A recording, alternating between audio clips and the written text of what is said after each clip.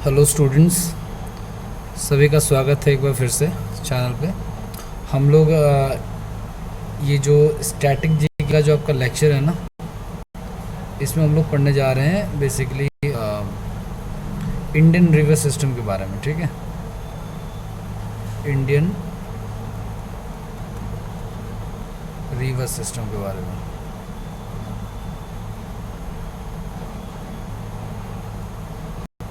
थोड़ा सा इंट्रोडक्शन मैं आपको दे देता हूँ, उसके बाद आगे चलेंगे।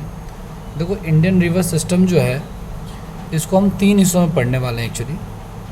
और 3 भी क्योंकि हम इसे बेसिकली 2 हिस्सों में पढ़ने वाले हैं। एक जो पढ़ने वाले हैं हम, वो हिमालय की नदियाँ या हिमालयन रिवर्स के ऊपर पढ़ने वाले हैं। ये हिंदी में ये लेक्चर है, अभी मैं इंग्लिश में रहा हूँ, बट ये हिंदी में आपको इसके डाटाज मिलेंगे।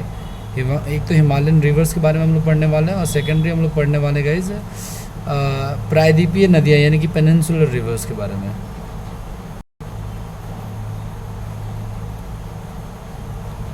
अब एक्चुअली ये जो पेनिनसुलर रिवर है इसमें भी 3 आते हैं एक्चुअली। 3 क्यों आते हैं, 2 ही आते हैं एक्चुअली। पहला तो आता है आपका वो नदियाँ जो अरब सागर में जो गिरती हैं, जो अरब सी में गिरती हैं, और दूसरा वो जो बे ऑफ बंगाल यानी कि बंगाल की खाड़ी में गिरती हैं। अभी मैं आपको डायग्राम से समझा दूंगा। बे ऑफ बंगाल यानी कि बंगाल की खाड़ी में गिरती हैं। और ये जो हिमालयन रिवर सिस्टम है गाइस, इसमें 3 प्रकार से पढ़ने वाले हैं हम लोग। पहला हम लोग पढ़ने वाले हैं सिंधु रिवर सिस्टम,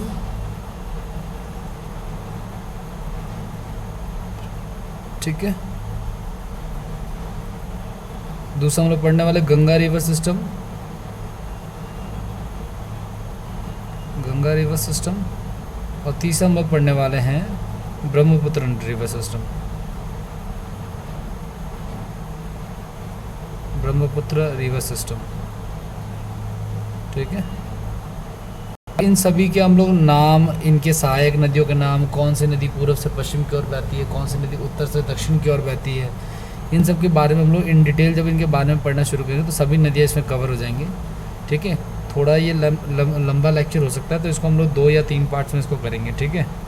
2 पार्ट्स में तो करेंगे, काफ़ी लेंदी है ये टॉपिक, ठीक है। अब आपको मैं एक बार डायग्राम से दिखा देता हूँ कि डायग्राम में कैसे कैसे मैं कहना चाह रहा हूँ। तो जैसे ये डायग्राम आप लोगों को दिख रहा होगा यहाँ पे, ये वाला, या आप इसको ऐसे देखो तो अभी ज़्यादा बेटर है।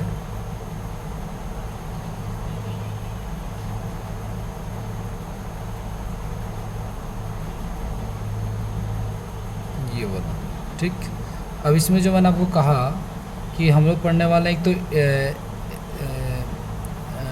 हिमालयन रिवर्स के ऊपर। तो हिमालयन रिवर्स में ये सारा का सारा रेंज आता है, ठीक है। ये सारा रेंज आता है, ठीक है। और ये ब्रह्मपुत्र वाला रेंज आता है। मतलब ये ऊपर का रेंज जितना भी आपको दिख रहा है ना, यहाँ से ऊपर का ये जितना भी एरिया दिख रहा है, ये सारा हिमालयन रिवर सिस्टम का। इसमें हम लोग यमुना, सरस्वती, सभी रिवर्स, ये पंजाब की 5 नदियों के बारे में पढ़ेंगे, ठीक है। इंडस यानी कि सिंधु घाटी के बारे में पढ़ेंगे, गंगा के बारे में पढ़ेंगे, यमुना के बारे में पढ़ेंगे, ब्रह्मपुत्र रिवर के बारे में पढ़ेंगे जो यहाँ से एंटर कर रही है और बंगाल की खाड़ी में आ रही है। सभी नदियाँ जो है बंगाल की खाड़ी में आ रही है। यहाँ वाली नदियाँ जो है वो अरब सागर में गिरती हैं।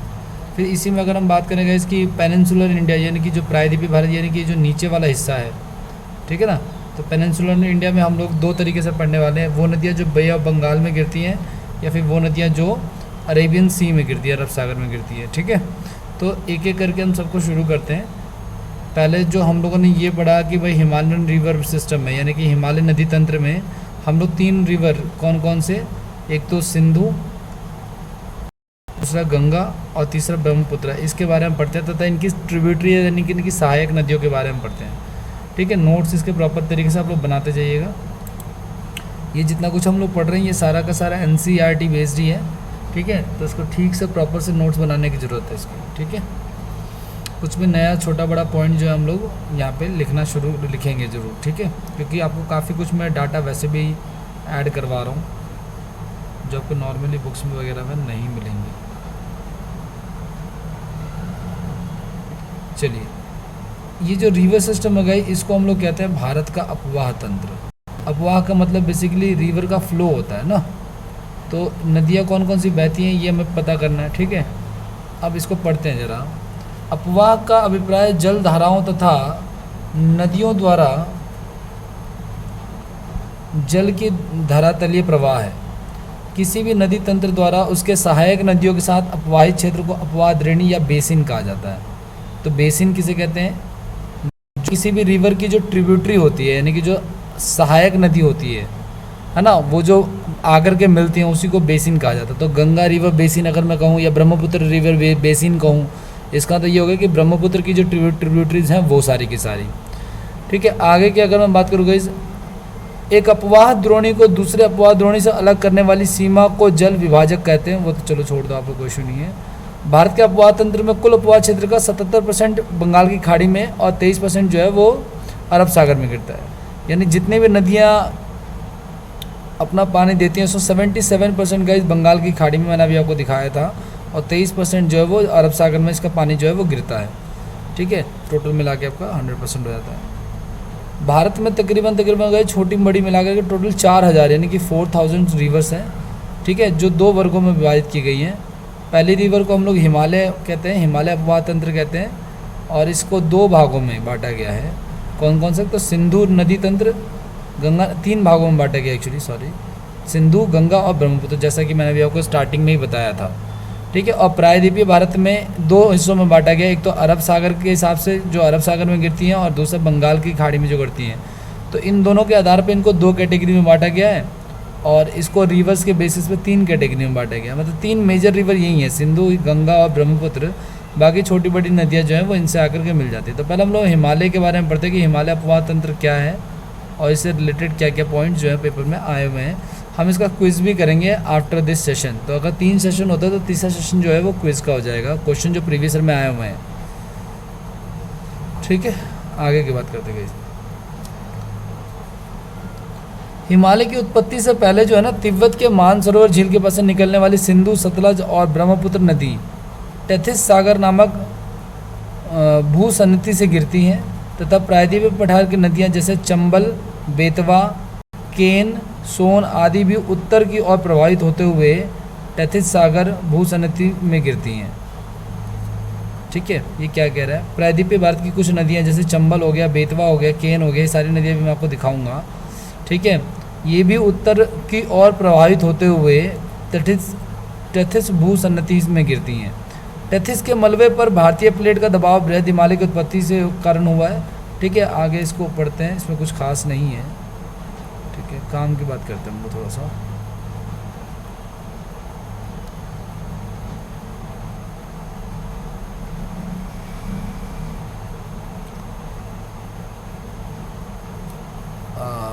सबसे पहले अगर हम पढ़ें सिंधु नदी तंत्र के बारे में गाइस। ठीक है, तो सिंधु नदी के बारे में अगर हम पढ़ें तो सिंधु नदी का उद्गम जो है वो तिब्बत माना जाता है। ठीक है, तिब्बत के चेवयुंगडुंग ग्लेशियर, ठीक है, बोखरचू नामक हिमानी कैलाश पर्वत से माना जाता है। भारत में यह दमचौक नामक स्थान पर प्रवेश करती है। ठीक है, कौन सी? सिंधु नदी जो है वो भारत में दमचौक नामक स्थान पर प्रवेश करती है। ठीक है, और यह पाकिस्तान में प्रवेश करती है चिल्लास नामक स्थान पे। एक्चुअली जो सिंधु रिवर है गाइस, ये 3 देशों को प्रभावित करती है। एक तो भारत को प्रभावित करती है, दूसरा चीन को प्रभावित करती है, और तीसरा पाकिस्तान को प्रभावित करती है। ध्यान रखना आप लोग, पाकिस्तान की जो नेशनल रिवर है, जो राष्ट्रीय नदी है, वो सिंधु नदी ही है। ठीक है, और ये पाकिस्तान की सबसे लंबी नदी भी है। ठीक है, आगे बढ़ते हैं। इसकी कुल ऊंचाई जो है, कुल लंबाई बेसिकली 1114 किलोमीटर है। ठीक है, जबकि मतलब कि भारत में इसकी कुल लंबाई 1114 किलोमीटर, जबकि टोटल जो है ये 2880 किलोमीटर है। ये गंगा से भी लंबी है, लेकिन भारत में चूँकि इसका हिस्सा सिर्फ इतना ही पड़ता है, तो हम ये कह सकते हैं कि भारत की सबसे लंबी नदी जो है वो गंगा ही है। ठीक है, ये ना एक्चुअली एक जगह है नंगा पर्वत। नंगा पर्वत के उत्तर में एक बुंजी नामक स्थान पर यह 5181 मीटर गड्ढे का निर्माण करती है। यह विश्व का सबसे नहरा नदी गर्त है। गर्त का मतलब गाइस, नदी के पानी के फ्लो से गिरने की वजह से जो स्पेस क्रिएट हो जाता है या जो गड्ढा क्रिएट हो जाता है उसको गर्त कहते हैं, नदी गर्त कहते हैं। ठीक है, तो ये सारा का सारा इसमें आता है। अच्छा, कुछ इंपॉर्टेंट फैक्ट्स की अगर हम बात कर ले गाइस, एक दो फैक्ट जो मैं आपको लिखवाना चाहता हूँ वो ये सिंधु नदी के बारे में, वो क्या लिखवाना चाहता हूँ वो लिख लो आप लोग। पहला तो ये कहना चाह रहा हूँ मैं कि एक दो पॉइंट जो लिखना है आपको वो लिखिए। पहला ये कि भारत का एकमात्र शहर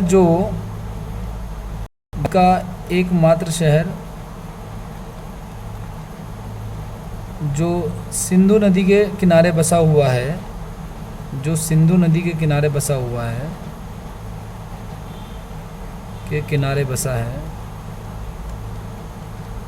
वो है लेह लद्दाख। ठीक है। और ये जो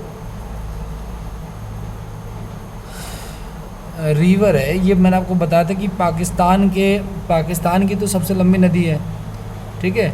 लेकिन आपको बताऊँ कि विश्व की सबसे लंबी नदी जो है, यानी कि वर्ल्ड की सबसे लॉन्गेस्ट रिवर जो है गाइज, वो नील नदी या नाइल रिवर है। इसको नाइल या नील लिख सकते हो आप लोग, ठीक है। और अगर मैं बड़े की बात करूँ तो ध्यान रखना ये लॉन्गेस्ट है, ठीक है। और अगर मैं लार्जेस्ट की बात करूँ कि मतलब according to the volume of the water, है ना, पानी के घनत्व के हिसाब से सबसे बड़ी नदी जो है गाइज वो अमेज़न रिवर है, ठीक है। तो ये दोनों हैं। आगे बढ़ते हैं हम लोग।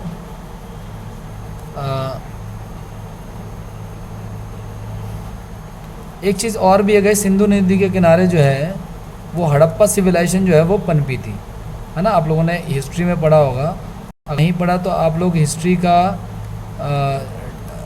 प्लेलिस्ट में जा करके ना कंप्लीट हिस्ट्री आप लोग वहाँ से देख सकते हो। हमने वहाँ पे काफ़ी बेसिक टू एडवांस लेवल की हिस्ट्री की हुई है वहाँ पे, ठीक है। छोटी छोटी बातें भी की हुई हैं वहाँ पे, और आगे भी इसमें 5-6 लेक्चर आ चुके हैं, अभी आगे और भी आएंगे, ठीक है। तो कंप्लीट हो जाएगी सीरीज़ का, आप लोग देख सकते हो, अभी भी देख सकते हो, कोई इशू नहीं है। तो हड़प्पा सभ्यता एकमात्र सभ्यता है जो कि सिंधु नदी के किनारे जो है वो डेवलप हुआ है, इसलिए इसको सिंधु घाटी सभ्यता भी कहा जाता है। इस हड़प्पा सभ्यता को ही सिंधु घाटी सभ्यता भी कहते हैं, ठीक है। सिंधु घाटी सभ्यता कहते हैं, ठीक है। अब इसमें और कुछ खास तो है नहीं। अब आते हैं वापस हम लोग कि सिंधु की सहायक नदियां जो हैं वो कौन कौन सी हैं। तो देखो, सिंधु की सहायक नदियां मुख्य रूप से तो 5 हैं, बाकी भी एक बार आपको नाम दिखा देता हूँ कौन कौन सी हैं। देखो, जैसे कि मुख्य रूप से 5, वैसे वही पंजाब की जो 5 नदियाँ वो आती हैं इसमें एक तो, ठीक है। अच्छा, एक दो पॉइंट और यहाँ पे भी हैं, वो भी लिख लेते हैं हम लोग। क्या कि भाई सिंधु नदी घाटी समझौता जो है वो 1960 में हुआ था, ठीक है। इसमें क्या डील हुआ था भारत पाकिस्तान के बीच में कि सिंधु, झेलम और चनाब का 80% जल जो है पाकिस्तान को दिया गया है, और रावी सतलज व्यास का 80% जल जो है वो भारत को दिया गया है, ठीक है। तो सिंधु नदी घाटी समझौता कब हुआ था? 1960 में। इसमें 3 रिवर्स का पानी तो हमने उनको दिया 80%, और बाकी रेस्ट 3 रिवर्स का पानी 80% जो है वो हमने दिया है खुद को, ठीक है। अब कुछ इम्पॉर्टेंट, सिंधु नदी की दाईं ओर से मिलने वाली नदियों के नाम क्या क्या हैं, ठीक है। क्या बोला मैंने? सिर्फ दाईं ओर से मिलने वाली। अगर मान लीजिए तो इसमें नदियों का नाम आते हैं श्योक, काबुल, कुर्रम, तोची, गोलम और गिलगित, ठीक है। जबकि इसकी बाईं ओर से मिलने वाली नदियों का नाम है जास्कर, सोहन, सियांग और शिगार, ठीक है। ये नदियाँ सारी की सारी बाईं ओर से मिलती हैं। अच्छा, ये जो श्योक नदी है गाइस, इसको मध्य एशिया में यारकंडी तथा काराकोरम क्षेत्र में मृत्यु की नदी भी कहते हैं।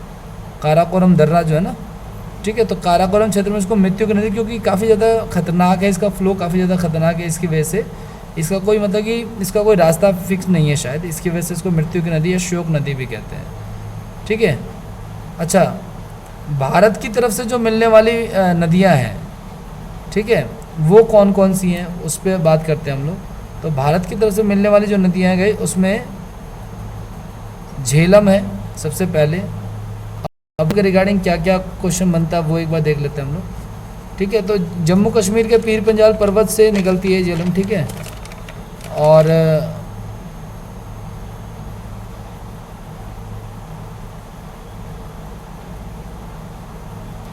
ठीक है, मतलब कि जम्मू कश्मीर से शुरू होती है, ठीक, कहाँ से शुरू होती है, जम्मू कश्मीर से शुरू होती है। कहाँ से, वेरीनाग झरने से, जम्मू कश्मीर के वेरीनाग झरने से शुरू होती है, ठीक है। अच्छा, इसका पुराना नाम जो था वो बतिस्ता था, बितसता था, बतिस्ता नहीं याद रखना है आपको, बितसता याद रखना है। पेपर में कई बार ये क्वेश्चन जो है वो हुआ है, जैसे वेद, ये जो जितने भी आपके वेदास वगैरह हैं उनमें पुराना नाम जो है वो पूछा गया है, ठीक है।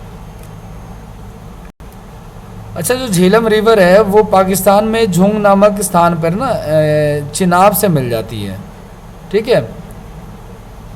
अच्छा, दो परियोजनाएं, ये मोस्ट इंपॉर्टेंट है गाइस, दो परियोजनाएं उरी और तुलबुल परियोजना जो है वो इसी नदी पर संचालित है। किस नदी पर, झेलम नदी पर संचालित है। तो एक तरह से आपके डैम भी कवर हो जाएंगे इस पे, इस टॉपिक में थोड़ा बहुत डैम की भी रिवीजन हो जाएगी और रिवर्स की भी रिवीजन हो जाएगी। किशन गंगा इसकी सहायक नदी है, झेलम की सहायक नदी जो है वो किशन गंगा है, जो पाकिस्तान में इससे मिलती है, ठीक है। किशन गंगा रिवर जो है वो पाकिस्तान में इससे मिलती है। आगे बढ़ें।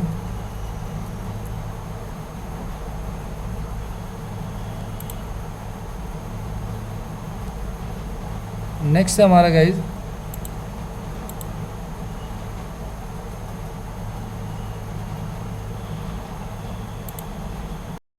चिनाब।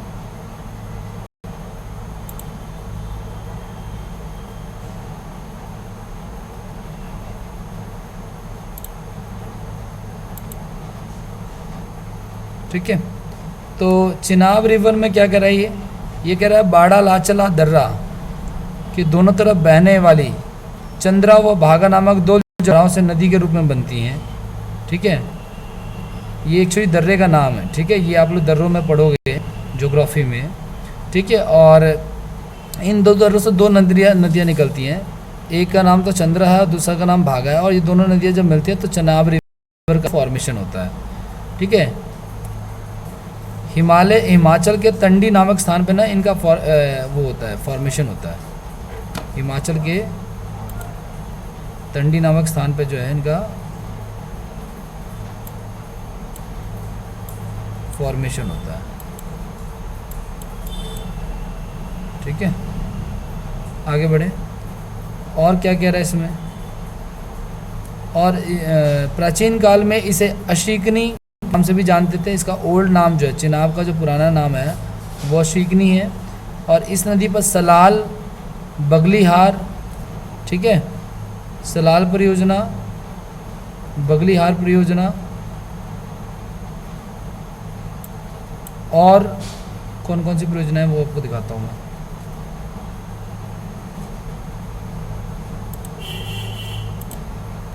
तो मैंने आपको ये बताया कि सलाल परियोजना, बगलीहार, दुल्हत्ती जो परियोजनाएं हैं ये भारत सरकार द्वारा इसके ऊपर चलाई जा रही हैं, ठीक है। नेक्स्ट रिवर जो है भारत से मिलने वाली जो सिंधु घाटी की जो रिवर है दूसरी, उसका नाम है रावी, और ये कांगड़ा जिले के रोहतांग दर्रे के समीप से निकलती है, कांगड़ा डिस्ट्रिक्ट रोहतांग पास, ठीक है। इसे प्राचीन काल में परुषणी नदी के नाम से जानते थे, ये आपको हिस्ट्री में मिलेगा या वेदास के वाले टॉपिक में आपको मिल जाएगा, नदियों से रिलेटेड जो क्वेश्चन आते हैं वहाँ पे, ठीक है।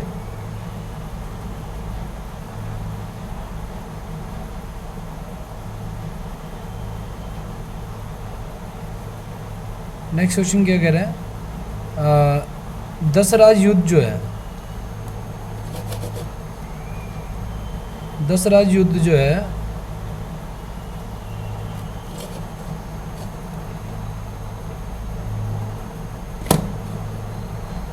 दसराज युद्ध जो है वो इसी के किनारे लड़ा गया था। दसराज युद्ध जो है इसी के किनारे लड़ा गया था। दसराज युद्ध हिस्ट्री का फेमस है, ठीक है। इस पर थीन नदी, इस पर थीन नदी परियोजना है और चमेरा परियोजना है, दो परियोजनाएं इस पर स्थित है। थीन नदी परियोजना है और चमेरा, क्या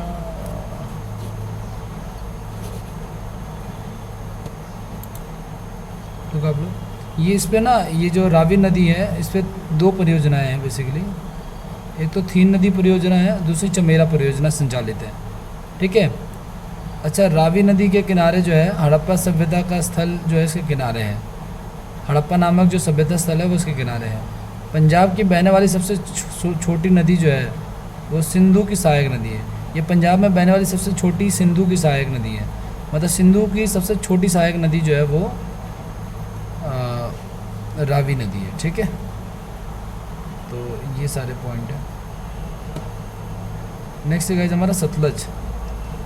सतलज के क्या क्वेश्चन आते हैं।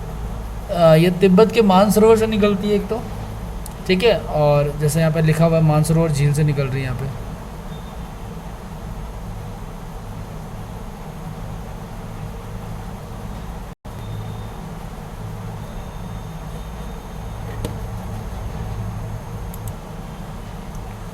हाँ जी, सतलज नदी के बारे में हम लोग पढ़ रहे थे। ये तिब्बत के मानसरोवर से झील से राक्षस ताल से निकलती है तथा यह शिवकिला दर्रे से भारत में प्रवेश करती है और उसकी कुल लंबाई जो है वो 1500 किलोमीटर के आसपास है। इस पर भाखड़ा नांगल बांध, ये इंपॉर्टेंट है काफ़ी ज़्यादा, ठीक है। इस पर भाखड़ा नांगल बांध, नाफ्ता जाखरी परियोजना और इंदिरा गांधी नहर परियोजनाएँ जो है वो इसी रिवर पर बनी हुई हैं, सतलज पे ही, ठीक है। अब इन्होंने खैर बांधों के बारे में बताया हुआ है, लेकिन बांधों के बारे में हम लोग पढ़ने वाले नहीं हैं, ठीक है। हालांकि इसे आधुनिक भारत के मंदिर की संज्ञा दी गई है, उसको पंडित जवाहरलाल ने संज्ञा दी थी, ठीक है। इसी पे गोविंद सागर नामक एक कृत्रिम झील भी उपलब्ध है, ठीक है। यह विद्युत और ये बहुउद्देशीय परियोजना है, तो बिजली उत्पादन और बाकी चीज़ों में भी काम आती है। ये सारी चीज़ें आप लोग यहाँ पे देख सकते हो। आगे बढ़ते हैं, व्यास नदी के बारे में पढ़ते हैं हम लोग भाई, ठीक है। व्यास नदी क्या कह रहा है इस पर, यह व्यास नामक कुंड के स्थान पर हिमाचल प्रदेश से निकलती है और प्राचीन काल में इसका नाम जो था वो विपाशा था, ठीक है। सिंधु नदी तंत्र की 5 नदियों को पंचनद कहा जाता है तथा इसके द्वारा बनाया गया मैदान पंजाब का मैदान कहलाता है, ठीक है। तो उसके विभिन्न भागों के नाम, उसके विभिन्न भागों को निम्न नामों से जाना जाता है, ठीक है। अब उसमें कौन कौन से नाम है वो आपको देख लो एक बार। जो सतलज और व्यास का क्षेत्र है, जो सतलज और व्यास का क्षेत्र है, सतलज और व्यास का क्षेत्र है उसे वीस्ट कहते हैं, ठीक है। जो व्यास और रावी का क्षेत्र है उसे बारी कहते हैं, ठीक है। मतलब कि व्यास और रावी का क्षेत्र से बारी कहते हैं। चिनाब और रावी का क्षेत्र उसे रचना कहते हैं और झेलम और चिनाब का जो क्षेत्र उसे छाछ कहते हैं। तो ये सारे पॉइंट जो है वो इसी से निकलती हैं, ठीक है।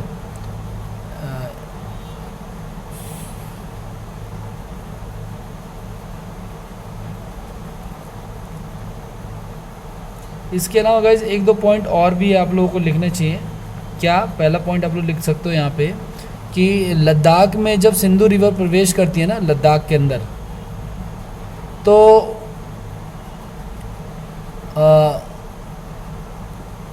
उसमें जास्कर नदी आकर के मिलती है। जास्कर रिवर जो है ना उसमें आकर के मिलती है लद्दाख में, किससे, सिंधु रिवर से, ठीक है। तो ये सारे पॉइंट है, कुछ खास इसमें है नहीं, ठीक है। नेक्स्ट हमारा जो टॉपिक शुरू हो रहा है इस गंगा नदी तंत्र का, वो देखते हैं हम लोग। तो गंगा नदी तंत्र में क्या है वो देखते हैं एक बार। इसका उद्गम जो है, गंगा नदी का जो उद्गम है वो गंगोत्री ग्लेशियर से होता है और उत्तरकाशी उत्तराखंड में है। मतलब गौमुख तक जो स्टार्टिंग का टाइम जो जहाँ से निकल रही है ना, उसमें कुछ एक पर्टिकुलर स्थान तक जो है गौमुख तक, इसका नाम तो जानवी नदी का नाम से जाना जाता है इसको, ठीक है।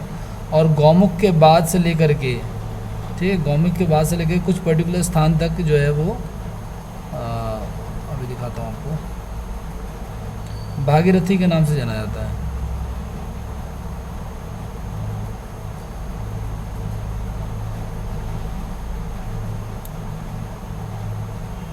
ये ठीक है, तो भागीरथी के नाम से जाना, गौमुख से लेकर के, देखो स्टार्टिंग से लेकर गौमुख तक जो है ना वो तो जानवी के नाम से जाना था, और जानवी के आगे जो है ना गौमुख से लेकर के आगे तो उसे भागीरथी के नाम से जाना जाता है। गोविंद प्रयास नामक स्थान पे इसे विलांगना नदी आकर मिलती है गोविंद प्रयास पर, और गोविंद प्रयास में टिहरी बांध स्थित है, ठीक है। 1973 में सुंदरलाल बहुगुणा के नेतृत्व में चिपको आंदोलन हुआ था। इसमें इस बांध के निर्माण के विरोध में लोगों ने पेड़ों से चिपक कर विरोध किया था और उसको काटने से रोका था। अब आप लोग ध्यान रखना कि सुंदरलाल बहुगुणा का जो देहांत है वो 2021 में हुआ है अब, ठीक है। पद्मश्री अवार्डी हैं ये, ठीक है। और इसी मूवमेंट के लिए जो है ना इनको अवार्ड मिला है। एक्चुअली बहुत सारी ऐसी जनजातियाँ, बहुत सारी ऐसी भारत में ट्राइब्स है जो नेचर को जो है सब कुछ मानती है, अपना मतलब देवता मानती है या अपना गॉड मानती है। इसमें एक राजस्थान की भी एक ट्राइब है जिसको हम लोग कहते हैं ये बिश्नोई। ठीक है, बिश्नोई समाज भी जो है वो इसी तरीके से डील कर रहा होता है। ठीक है, आगे बढ़ते हैं हम लोग नेक्स्ट।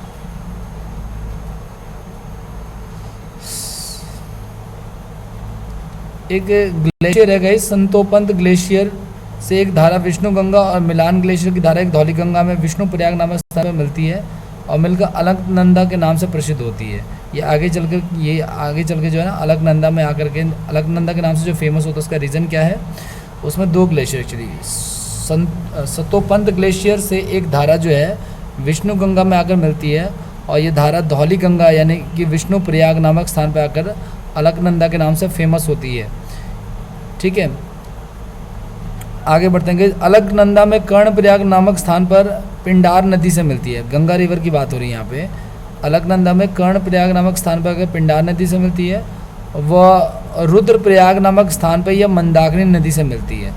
ठीक है, अच्छा, अलकनंदा नदी देवप्रयाग नामक स्थान पर भागीरथी से आकर मिलती है और यहाँ पे इसका नाम जो है वो गंगा पड़ जाता है। ठीक है, मतलब भागीरथी नदी से मिलने के बाद ही इसका नाम जो है गंगा पड़ता है, तो उससे पहले इसका नाम गंगा नहीं रहता, उसके पहले इसको अलग अलग नामों से जाना जाता है। ठीक है, आगे बढ़ते हैं।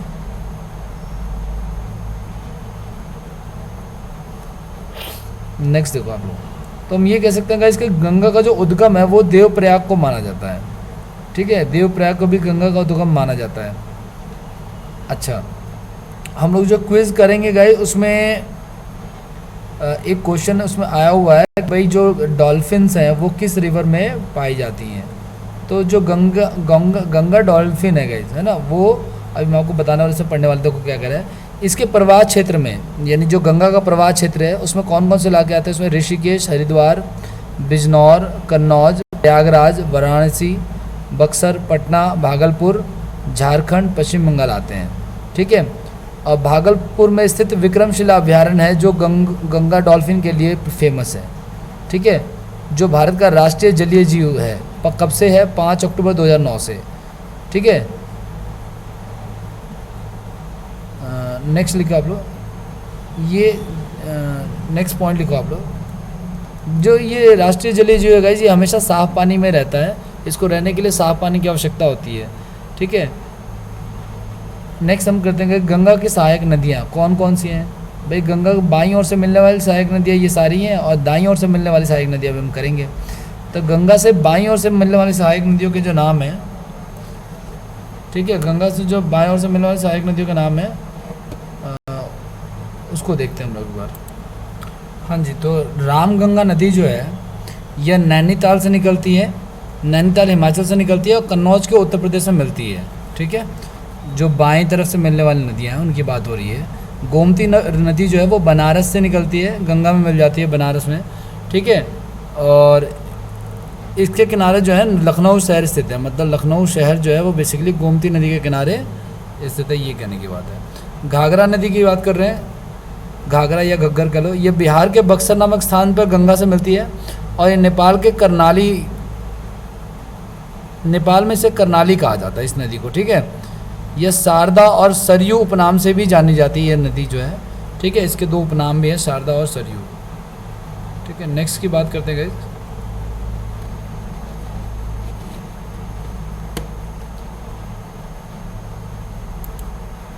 नेक्स्ट हमारा गंडक रिवर, ये बिहार के पटना नामक स्थान पे गंगा से मिलती है और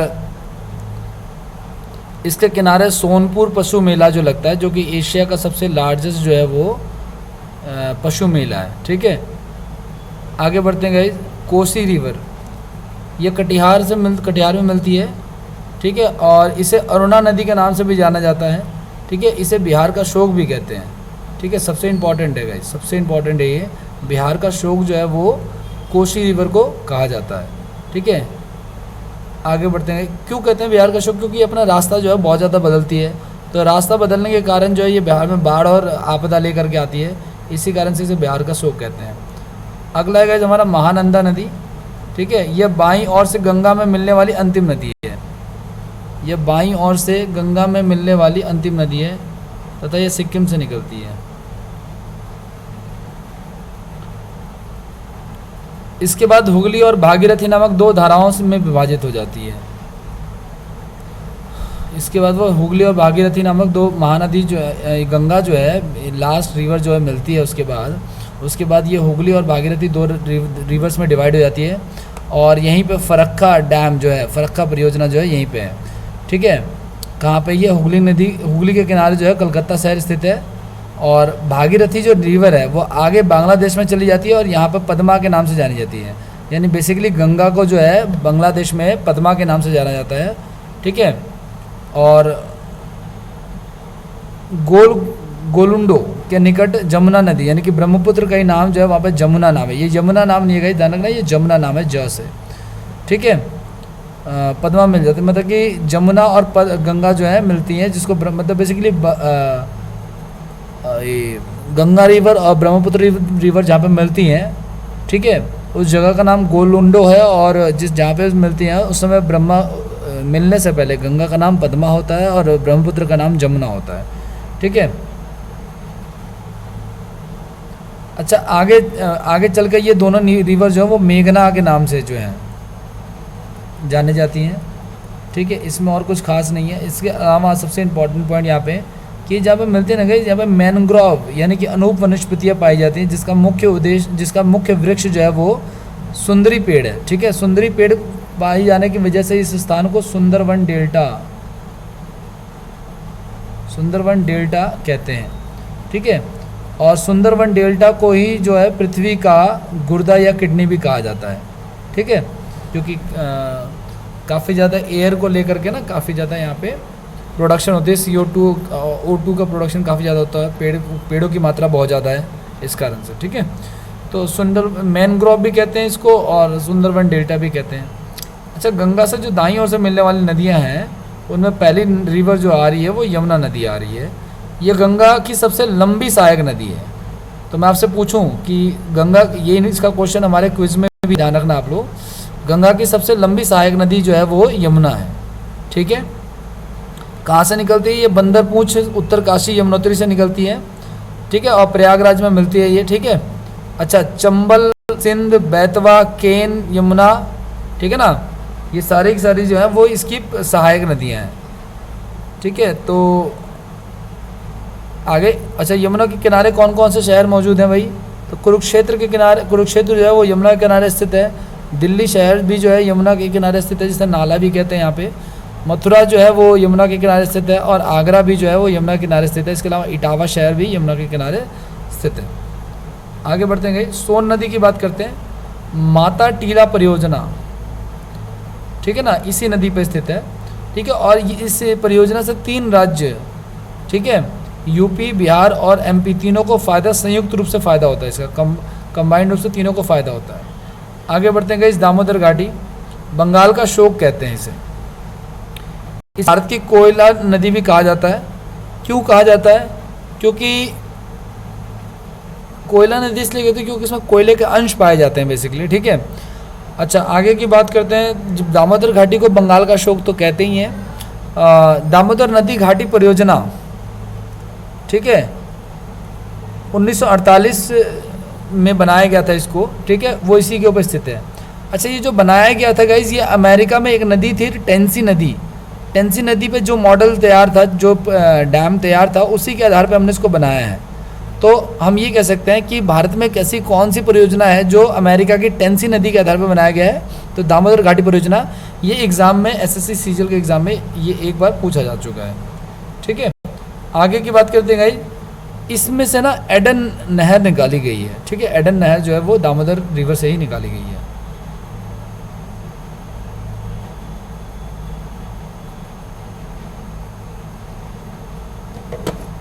नेक्स्ट पढ़ते हैं।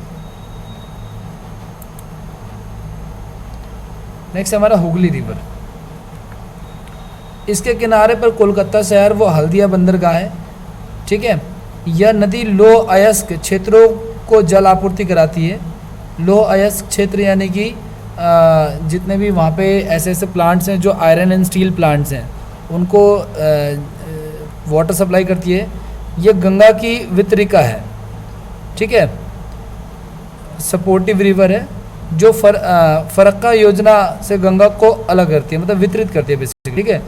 फरक्का परियोजना जो है, जो कि पश्चिम बंगाल में है, इसको अलग करता है, इसको सेपरेट करता है इस रिवर को, और इसे विश्व की सबसे अधिक विश्वासघाती नदी कहा जाता है। किसे? हुगली रिवर को। इसका भी पर्पज़ क्या है? इसे विश्वासघाती कहने का पर्पज़ ये है कि ये भी अपना रास्ता जो है चेंज करती है, या ये भी रिस्पॉन्सिबल है for different kind of floods, ठीक है ना। विभिन्न प्रकार के बाढ़ों का जो कारण है वो ये होती है, इसके कारण से इसको विश्वासघाती कहते हैं, ठीक है, विश्वासघाती नदी कहते हैं। नेक्स्ट है हमारा मयूराक्षी रिवर। ये पश्चिम बंगाल में बहने वाली हुगली की दूसरी सहायक नदी है, और इस पे कनाडा बांध बनाया गया है। इंपॉर्टेंट है ये भी। कनाडा बांध कहाँ बनाया गया है? तो हुगली रिवर पर बनाया गया, नॉट इन कनाडा, ठीक है। नेक्स्ट की बात करते हैं, ब्रह्मपुत्र नदी तंत्र। ब्रह्मपुत्र नदी जो है ये भी 4 देशों को प्रोवाइड करता है। जैसे गंगा नदी तंत्र का हमने, सिंधु नदी का हमने पढ़ा था कि वो चीन, बंगाल और भारत तीनों को चीन, पाकिस्तान और भारत तीनों को जोड़ती है। उसी प्रकार से ये जो ब्रह्मपुत्र नदी तंत्र है, ये चीन, भारत और भूटान और बांग्लादेश 4 जगह पे ये फैली हुई है, 4 राज्यों में जाती है, इसलिए ये 4 देशों को जो है वो प्रभावित करती है, ठीक है। अच्छा, पानी का फ्लो सबसे ज़्यादा इसका भारत में रहता है, तो अपवाह की दृष्टि से जो है ना, इसका अपवाह की दृष्टि से अगर देखा तो सबसे बड़ी नदी जो है वो भारत में है ये, ठीक है, मतलब अपवाह की दृष्टि से भारत की सबसे बड़ी नदी है। और गंगा के साथ संयुक्त रूप से ये मेघना कहलाती है, मतलब जब ये दोनों मिल जाते हैं, कौन? ब्रह्मपुत्र नदी और गंगा नदी जब मिल जाते हैं तो उसको मेघना नदी कहते हैं। आगे बढ़ते गए, इसका जो उद्गम है मानसरोवर झील है, वहाँ पे जिंगयांग ग्लेशियर है, ठीक है, इस ग्लेशियर से निकलती है। इसका दूसरा नाम ये भी है, चेमायुंगडोंग ग्लेशियर, ठीक है। और ये यारलांग सांगपो भी कहा जाता है इसे, ठीक है। तिब्बत में इसे सांगपो रिवर से नाम से जानते हैं, या येरुलंग जांगबो के नाम से जानते हैं। ये ब्रह्मपुत्र के अलग अलग नाम है गाइस, जो आपको याद रखने हैं, ठीक है। नेक्स्ट है हमारा ये अरुणाचल प्रदेश में गाइस नामचा बारवा नामक पर्वत के पास से प्रवेश करती है, ठीक है, इंपॉर्टेंट है। अरुणाचल में इसे देहांग रिवर के नाम से जाना जाता है। ब्रह्मपुत्र को अरुणाचल में देहांग के नाम से जाना जाता है, ये इंपॉर्टेंट है। असम में देखो नदी के अंदर जो द्वीप बनते हैं ना गाइस, यानी कि द्वीप का मतलब एक तरह से आपको पता ही आइलैंड एक तरह से, तो नदियों के अंदर जो आइलैंड बनते हैं उसको नदी द्वीप कहा जाता है। तो दुनिया का सबसे बड़ा द्वीप माजुली जो है वो असम में ही स्थित है। दुनिया का सबसे बड़ा नदी द्वीप है, ध्यान रखना आप लोग, ठीक है, दुनिया का सबसे बड़ा नदी द्वीप है। और इसमें लिखा नहीं है, बता देता आपको कि दुनिया का सबसे छोटा नदी द्वीप भी इसी पे ही है, उसका नाम उमानंदा है। उमानंदा इसका नाम है। ये दुनिया का सबसे छोटा नदी द्वीप है, ये भी असम में ही स्थित है, ब्रह्मपुत्र रिवर पे। अच्छा, माजुली जिला जो है वो भारत का पहला नदी जिला है, यानी कि रिवर डिस्ट्रिक्ट है। अरुणाचल प्रदेश में इसे दिबांग कहते हैं या फिर लोहित नदी कहते हैं। अरुणाचल प्रदेश में मिलती है दिहांग रिवर या फिर लोहित रिवर। इसके बाद ये ब्रह्मपुत्र के नाम से जानी जाती है, मतलब रिवर मिलने के बाद असम में ये ब्रह्मपुत्र के नाम से जानी जाती है, ठीक है। और क्या क्या कह रहा है ये? कह रहा है सादिया धुबरी या थुबरी के मध्य यह नदी ब्रह्मपुत्र के मैदान का निर्माण करती है।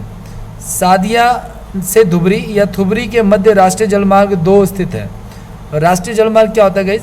भारत सरकार ने नदियों के थ्रू रास्तों को प्रमोट करने के लिए राष्ट्रीय जलमार्ग यानी कि नेशनल वाटरवेज बनाए हुए हैं। तो जो नेशनल वाटरवेज 2 नंबर है ना, नेशनल वाटरवेज नंबर 2 जो है वो बेसिकली सादिया से धुबरी तक जाते हैं या थुबरी तक जाते हैं, दोनों का एक ही नाम है, अलग अलग तरीके से लिख रखा है उन्होंने। तो नेशनल वाटर नंबर 2 जो है इसको रिलेट करता है। अच्छा, ये नदी जब बांग्लादेश में जब ये प्रवेश करती है तो इसमें तीस्ता नदी आकर के जो है वो मिल जाती है, ठीक है, ब्रह्मपुत्र में। आगे बढ़ते हैं। सुवनसिरी जो है नेक्स्ट पॉइंट हमारा क्या कह रहा है? सुवनसिरी जो है वो ब्रह्मपुत्र की सबसे बड़ी सहायक नदी है। जिया भरेली धनसिरी, ये धनसिरी जो है वो काजीरंगा राष्ट्रीय उद्यान से गुजरती है, ठीक है ना, हमने पढ़ा था इसके बाद नेशनल पार्क में। पथुमारी संकोश भूटान में इस पर भारत की सहायता से सबसे बड़ी झील जल विद्युत परियोजना संचालित है। और पगलादिया, कपिली और मानस भूटान की सबसे बड़ी नदी प्रणाली है मानस, ठीक है ना। असम में मानस अभ्यारण्य भी है, ठीक है। इसकी अन्य सहायक नदियाँ हैं, किसकी भाई देखो, ब्रह्मपुत्र की सबसे बड़ी सहायक नदी जो है वो सुबनसिरी है। इसके अलावा भरेली है, जिया भरेली है, धनसिरी है, ठीक है। मैं एक बार लिख ही देता हूँ यहाँ पे, देखो ध्यान से आप लोग देखो, ये एक तो ये है, ठीक है, दूसरा जिया बरेली है, तीसरा धनसिरी है, चौथा है पुथुमारी है, संकोश है, ठीक है, और इसके अलावा पगलादिया है, कापिली है और मानस है। ये सारी रिवर्स जो हैं ब्रह्मपुत्र की सहायक नदियाँ हैं, ठीक है, और उसकी हेल्प करती हैं। इसमें सबसे बड़ी रिवर जो है वो सुबनसिरी है ब्रह्मपुत्र की, ठीक है। आगे बढ़ते हैं, हम लोग तीस्ता नदी की बात करते हैं।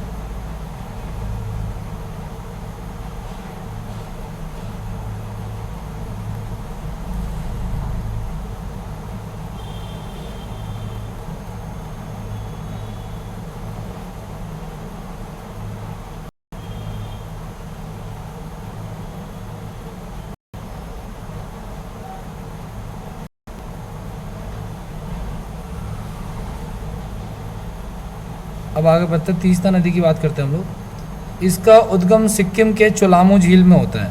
तीस्ता नदी का जो उद्गम स्थल है वो चुलामू झील है, जो भारत की सबसे ऊंचाई पर स्थित झील है, ठीक है।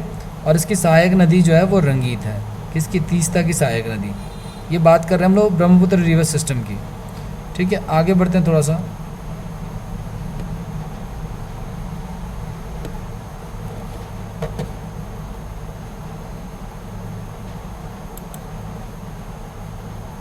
नेक्स्ट हमारा बराक नदी। इसका उद्गम मणिपुर की पहाड़ियों से होता है और यह बांग्लादेश में भैरव बाजार के निकट जो है जमुना व पद्मा से मिल जाती है। पद्मा मतलब कि गंगा रिवर और जमुना यानी कि ब्रह्मपुत्र, यानी कि ब्रह्मपुत्र और गंगा से मिल जाती है बराक नदी। कहाँ पे, बांग्लादेश में, ठीक है। कहाँ पे, एक जगह का नाम है भैरव बाजार, वहीं पे। आगे बढ़ते हैं, प्रायद्वीपीय नदी तंत्र। प्रायद्वीपीय नदी तंत्र को मैंने आपको बताया था, अभी तक जो आपने पढ़ा पहले एक बार वो भी देख लो आप लोग। मैं आपको दिखा देता हूँ डायग्राम के थ्रू। देखिए, आपने पढ़ा इंडस, झेलम, चनाब, रावी, इन सब के बारे में पढ़ा, ठीक है। पंजाब के बारे में पढ़ा, इन नदियों के बीच में जो इलाका पड़ता है उनको क्या कहते हैं, यह सब आपने पढ़ा। इसके अलावा इनके उद्गम स्थल पढ़े आपने, कहाँ से शुरू हो रहे हैं। गंगा के बारे में आपने पढ़ा कि गंगा कहाँ से शुरू होती हुई जा रही है, ठीक है, और ये कहाँ पे वापस मिल रहे हैं, यहाँ पे देखो इस पॉइंट में मिल रहे हैं, ये आपने पढ़ा, ठीक है। फिर ये बिहार होते हुए आगे आते हैं और बंगाल में होते हुए ये यहाँ पे गिरते हैं। अच्छा, ये जो ब्रह्मपुत्र है ये एंटर कर रही है यहाँ पे, ठीक है, और यहाँ से एंटर करते हुए असम होते हुए भूटान होते हुए जो है यहाँ इससे मिल करके फिर बंगाल की खाड़ी में गिर रही है, ठीक है। तो इसके अलावा कोसी रिवर ये है जो बिहार का शोक कहते हैं इसको, ये आपने पढ़ा। गंडक रिवर आपने पढ़ा, ठीक है। ये सारे रिवर्स आप लोगों ने देखे जो मैप पे देखना। अब आप लोग देखने वाले हो ये प्रायद्वीपीय भारत की रिवर, यानी कि इस तरफ जो नदियाँ बह रही है ना नीचे की तरफ, इनके बारे में हम लोग एक एक करके पढ़ने वाले हैं। तो इसको हम लोग पढ़ने वाले हैं नेक्स्ट क्लास में। फिलहाल इसको ये रखते हैं। डायग्राम मैंने इसको दिखा दिया है, डायग्राम दिखा दिया मैंने आपको, ताकि आपको आइडिया रहे कि हमने क्या क्या डायग्राम के थ्रू पढ़ा है, ठीक है। तो इसको यहीं रोकते हैं, ओके। और इसके नोट्स आप लोग प्रॉपर बना लेना, प्रॉपर रिवाइज करना। इसमें इसके बाद हम लोग जो ख़त्म हो जाएगा उसके क्विज़ भी लगाएंगे, ठीक है। और क्विज़ लगाने के बाद जो है आपको पता चलेगा कि क्या पेपर में आया है और क्या पेपर में नहीं आया है, ठीक है। तो नेक्स्ट क्लास में हम लोग शुरू करेंगे हम लोग प्रायद्वीपीय नदी तंत्र, ठीक है, इस टॉपिक को, ठीक है। चलिए, तब तक के लिए पढ़ते रहिए, ठीक है। वीडियो को अपने दोस्तों से शेयर कीजिए, जो लोग प्रॉपर जीके पढ़ना चाहते हैं, ठीक है, वो इस चैनल पे आकर के पढ़ सकते हैं। ये सेम लेक्चर आप लोगों को हमारे ऐप में मिल जाएगा या क्विज़ेस मिल जाएंगे, ठीक है। आने वाले टाइम में उसमें क्विज़ेस वगैरह होंगे, तो उसके लिए भी आप लोग ऐप डाउनलोड कर सकते हो, वहाँ पे आपको सब सारी चीज़ें मिल जाएंगी, ठीक है। तो चलिए ख़त्म करते हैं इसको, यहीं पे मिलते हैं नेक्स्ट लेक्चर में। धन्यवाद।